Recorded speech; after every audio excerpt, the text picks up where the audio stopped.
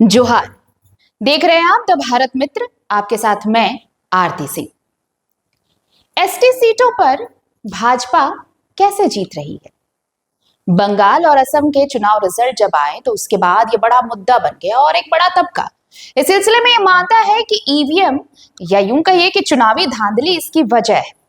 कुछ ने आदिवासियों को नासमझ यानी अपना हित नहीं पहचानने वाला कहा है इस पूरे मामले को लेकर, तभी ऐसा हो रहा है। ये सभी बातें आंशिक रूप से सही भी हो सकती हैं, लेकिन सच क्या है?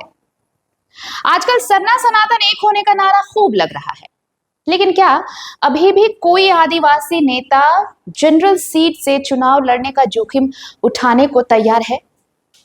जनरल सीट से यानी सामान्य सीट से किसी आदिवासी का खड़ा होना अभी भी मानो असामान्य घटना ही होगी। और इसकी वजह क्या है? गैर आदिवासी उन्हें वोट नहीं देंगे। दोनों के बीच तो मानो सदियों का सांस्कृतिक फासला रहा है, यही एक वजह हो सकती है, और हितों का अंतर भी रहा है। इसलिए आदिवासी एसटी सीटों से ही खड़े होते हैं जनरली, लेकिन एसटी सीट पर भी अब आदिवासियत की ही जीत हो ये जरूरी नहीं है।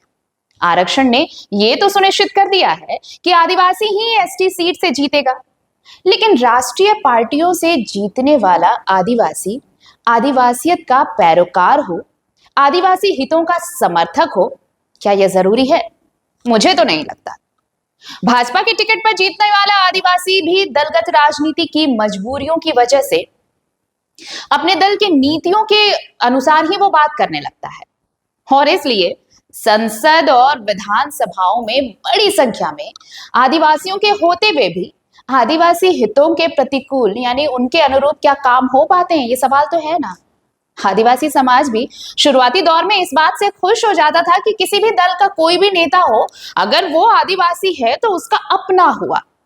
सब यही सोचते हैं, लेकिन धीरे धीरे ये समझ विकसित हो रही है कि राष्ट्रपति आदिवासी होने के बावजूद हसदेव के जंगल कट सकते हैं, मणिपुर जल सकता है, लद्दाख को अलग राज्य का दर्जा और छठी अनुसूची में शामिल होना कितना मुश्किल है। बाबूलाल और चंपाई सोरेन आदिवासी होते हुए भी आदिवासियों के कितने काम आ रहे हैं यह आदिवासियों को पता है, लेकिन सिर्फ इतना ही काफी नहीं है। आदिवासी इलाकों की सामाजिक संरचना तेजी से बदल रही है, और ऐसे में जहां भी मजबूत क्षेत्रीय आदिवासी पार्टी नहीं है, वहां आदिवासी वोट गैर आदिवासी राष्ट्रीय पार्टियां ही लूट रही हैं। झारखंड अलग राज्य का आंदोलन एक वृहद आदिवासी राज्य की मांग करता था, और उस वक्त ये 28 जिलों का था, लेकिन जब झारखंड बना बिहार को काट कर तो सिर्फ 18 जिले थे।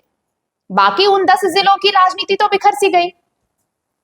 झारखंड के आदिवासी और मूलवासियों ने मिलकर एक झारखंडी संस्कृति का निर्माण किया था, जिसकी बदौलत ही जयपाल सिंह की झारखंड पार्टी 36 विधानसभा सीटों पर सिर्फ अपने दम पर जीता करती थी।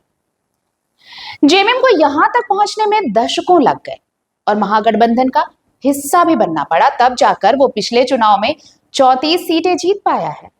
और अब अगर ये बातें चल रही हैं कि वो अलायंस से बाहर हो सकता है, तो अगर वो बाहर हुआ तो हो सकता है कि वो फिर पुराने 18 से 19 सीटों पर सिमट जाए। अब जब सामाजिक संरचना बदल चुकी है, इसलिए एससी सीटों पर भी जरूरी नहीं है कि कोई क्षेत्रीय पार्टी ही जीते। कुछ सीटों पर वे 50% से भी ज्यादा हो सकते हैं, यानी कि उनकी आबादी। लेकिन औसतन अगर हम मानकर चले कि एसटी सीटों पर वो 50% हैं, यानी बड़ी संख्या में गैर आदिवासी हैं, जिसमें सदान के रूप में पुराने मूलवासी भी हैं, तो हो ये रहा है कि कट्टर आदिवासी पार्टी का प्रत्याशी राष्ट्रीय पार्टियों के आदिवासी प्रत्याशी से हार जाता है, क्योंकि उसे आदिवासी वोटर्स का ही वोट मिलता है। लेकिन भाजपा और उसके अलायंस से खड़े आदिवासी प्रत्याशी को आदिवासी मतों का एक हिस्सा और उसके साथ ही उस विधानसभा क्षेत्र के तमाम गैर आदिवासी वोट अगर मिल जाते हैं, तब वो जीत जाता है। और ऐसा ही कुछ दलितों के लिए आरक्षित सीटों पर भी होता रहा है। लेकिन भाजपा की मदद से चुनाव जीतने वाले आदिवासी हों या दलित, मनुवाद का समर्थन करने ही लगते हैं। सरना सनातन एक का नारा बुलंद होने ही लगता है। जल, जंगल, जमीन की लूट को विकास का नारा दिया जाने लगता है।